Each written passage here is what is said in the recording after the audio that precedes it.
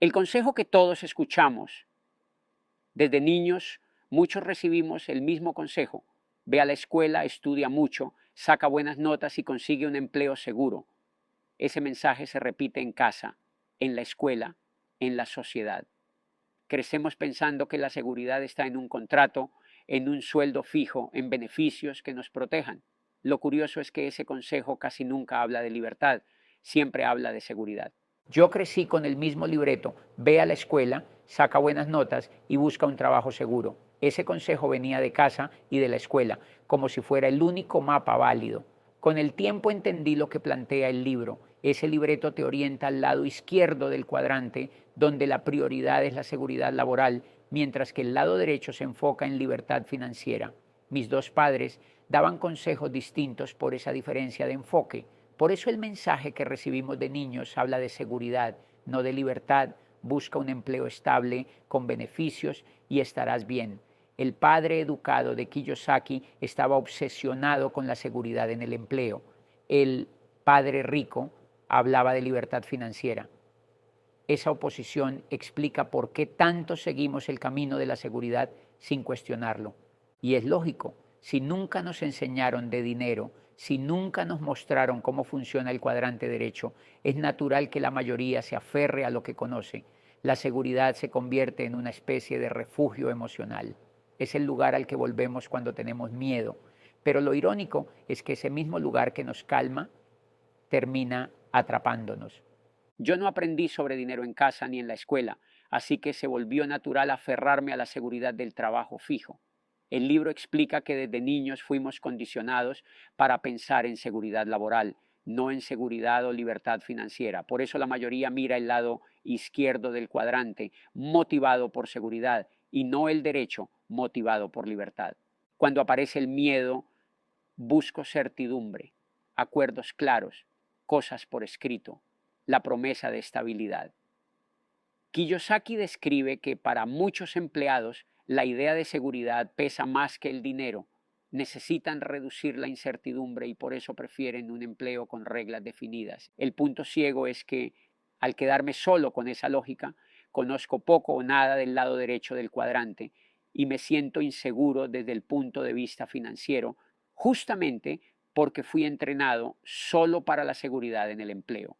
El autor sugiere reeducarme en las habilidades del lado derecho y recuerda que la seguridad, tal como la imaginamos, es un mito. He visto cómo muchas personas salen de la universidad con una deuda enorme: tarjetas de crédito, préstamos estudiantiles, gastos que parecen pequeños pero que pesan durante años. Y cuando llega el primer trabajo no es realmente una elección, es una obligación. Necesitan ese sueldo para pagar lo que deben. Así, la deuda se convierte en la cadena que amarra a la gente al lado izquierdo del cuadrante. Trabajan para pagar. Y en ese ciclo la seguridad se vuelve más importante que la libertad. Yo vi cómo la deuda me empuja a buscar seguridad antes que libertad. En el libro, cuando alguien gana más pero no controla su flujo de efectivo, termina más endeudado y, por miedo a las cuentas, se aferra todavía más al empleo. Entre más agotado se siente, más depende del salario para pagar y más repite el ciclo. Kiyosaki explica que uno de los gastos más grandes que drenan a la mayoría son los intereses de la deuda. Esa presión financiera hace que mucha gente trabaje para pagar y posponga decisiones que la sacarían del ciclo. La salida, según el libro, comienza por asumir control del flujo de efectivo y reducir la deuda personal.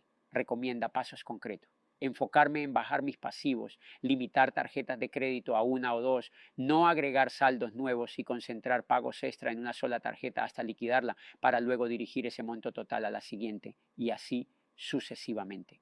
Cuando reduzco deuda, baja la urgencia que me ata al salario y recupero margen para decidir. Esa es la idea central del capítulo. Sin controlar la deuda, la seguridad del empleo se vuelve refugio y también cadena. A eso se suman los impuestos. Cada vez que alguien sube un poco en ingresos, paga más impuestos y muchas veces también aumenta sus deudas. Mientras más gana, más se ata. Es como correr en una rueda sin fin. Cuanto más esfuerzo pone, más rápido gira, pero sigue en el mismo lugar. Y en ese punto, muchos ni siquiera piensan en libertad, piensan en cómo sostener su seguridad. Aprendí que los impuestos cambian según el cuadrante donde gano mi dinero. Como empleado, el gobierno se paga primero por deducción en nómina. Si soy solo empleado, tengo pocas vías para proteger legalmente mi ingreso. Cuando sube mi sueldo en el lado del empleado, también sube mi carga tributaria. Por eso tanta gente se enfoca en ganar más y termina trabajando más horas para entregar una parte mayor al gobierno. El libro explica que los ricos pagan menos impuesto al ingreso porque no ganan como empleados. Buscan que sus ingresos provengan de los cuadrantes de dueño de negocio e inversionista. En cambio, a quien gana como empleado, el incentivo fiscal típico es endeudarse más comprando casa, algo que desde el lado derecho no es inteligente. Incluso a profesionistas de altos ingresos se les dificulta proteger su ingreso. Cambios legales los forzaron a estructuras donde tributan a tasas individuales altas sin las deducciones que usan los ricos desde empresas tipo Corporación C. La conclusión del autor es directa: impuestos y deuda son dos razones centrales por las que la mayoría nunca se siente segura ni alcanza libertad financiera. Si elijo seguridad como objetivo principal, pago ese precio. Si elijo libertad, debo aprender todo el juego y usar la ley de forma inteligente y legal para conservar más de lo que gano. Incluso conozco personas con millones en cuentas de retiro y aún así viven con miedo. ¿Por qué? Porque todo depende de su empleo, de la bolsa, de un plan que no controlan. El dinero por sí solo no da seguridad. Si no sabes invertir, si no construyes activos, siempre habrá miedo. Y lo más triste es ver cómo en épocas de crisis esa falsa seguridad desaparece de golpe. Aprendí que muchos creen que sus planes de retiro son seguros cuando en realidad no lo son. Si ocurre una crisis o una depresión importante, esos planes pueden verse destruidos. No son tan sólidos como los de la generación de nuestros padres. El libro explica el cambio de fondo. Pasamos de pensiones de beneficios definidos, donde la compañía garantizaba el ingreso, a pensiones de contribución definida, donde cada quien es responsable y solo recibe lo que aportó mientras trabajó. Eso trae dos riesgos claros. Puedo vivir más que mi pensión y además lo aportado ya no está garantizado cuando lo vaya a retirar. También entendí que sentirse a salvo por tener dinero en la bolsa o en fondos no elimina el riesgo. Aunque una compañía grande parezca segura, el mercado no lo es. Incluso los fondos de inversión pueden enfrentar crisis severas. La conclusión del autor es directa. Esta idea de seguridad pertenece a la era industrial. En la era de la información, nadie debe dejar su seguridad financiera en manos de una compañía o del gobierno. Hay que prepararse y educarse en los cuadrantes de dueño e inversionista para estar listo sin importar cómo cambie la economía. Recuerdo la historia de dos bomberos que, además de su empleo estable, se dedicaron a invertir. Compraron casas, las arreglaron, las pusieron en renta.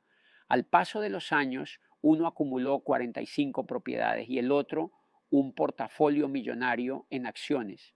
Tenían sueldos seguros, sí, pero su verdadera tranquilidad venía de sus inversiones. Lograron libertad porque aprendieron a moverse al lado derecho del cuadrante.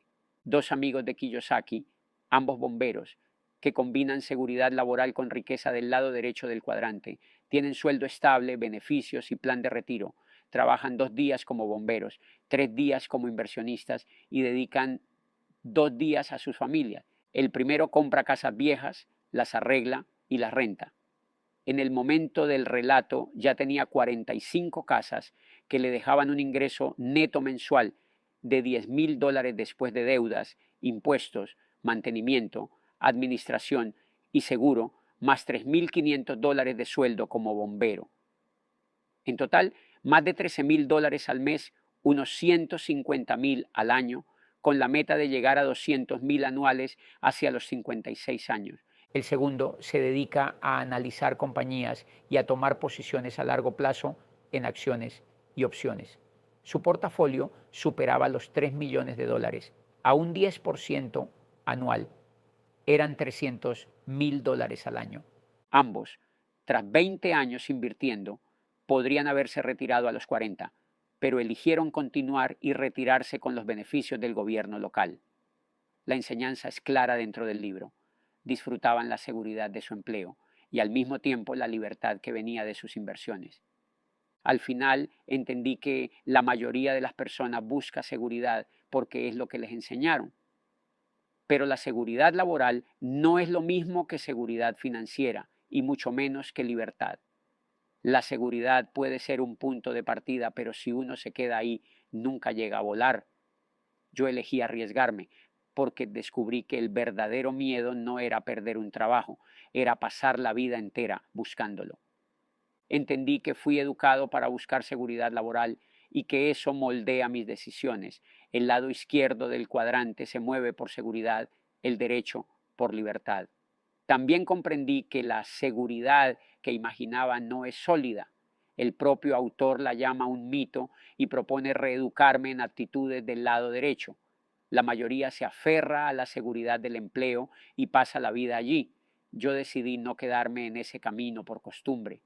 La verdadera seguridad y la libertad no suelen encontrarse en los cuadrantes de empleado o autoempleado. Están del lado de dueño e inversionista. Y para avanzar necesito educación específica, no solo buenas intenciones. El libro me deja claro el costo y la oportunidad. La libertad financiera no requiere dinero inicial ni títulos, pero sí pagar un precio en sueños, deseo y capacidad de superar la desilusión. Decidí asumir ese precio y enfocar mi aprendizaje hacia el lado derecho.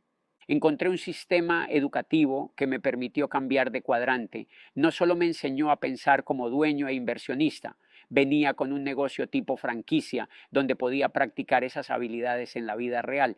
Aprendía y aplicaba al mismo tiempo. Ventas, liderazgo, educación financiera, construcción de equipos, creación de procesos y medición de resultados. No dependía de motivación, dependía de método. Con ese sistema, en unos 5 años alcancé libertad. Lo mejor no fue solo el resultado económico, fue haber desarrollado las habilidades del lado derecho. Mis decisiones y mis hábitos empezaron a ser los de alguien que construye activos y flujo de efectivo. Me hice bueno documentando procesos, convirtiendo lo que funciona en algo repetible y enfocándome en ingresos que no dependieran solo de mi presencia. Hoy lo veo simple. La clave fue educación con acción. Estudiar sin ejecutar no cambia nada. Ejecutar sin estudiar te hace repetir errores. La combinación de aprender y poner en práctica me dio conciencia y resultados. No fue tener más dinero ni más contactos al inicio, fue cambiar la manera de pensar y trabajar dentro de un sistema que lo hacía posible.